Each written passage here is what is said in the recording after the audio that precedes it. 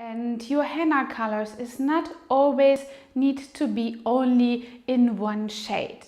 If you, for example, have a blonde person that has a reddish touch or maybe a cold touch, you can adjust the color with different shades. Therefore, you need the different colors that Brow Tycoon applies you with. When you mix the water and the colors together, you basically need 3 little spoons for 1 eyebrow treatment. And you should mix it in the way of getting a little smooth, very pasty kind of texture.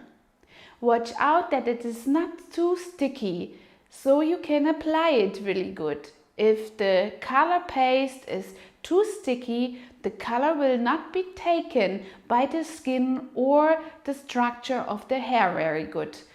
So watch out that you have kind of a balsamico creamy texture. That's how you can feel it's the right way to apply. You have here a little dish and you prepare with the aqua, with the water of rose, your color and let it sit for a while. After all, henna is a very natural product which needs to develop a little bit more and rest.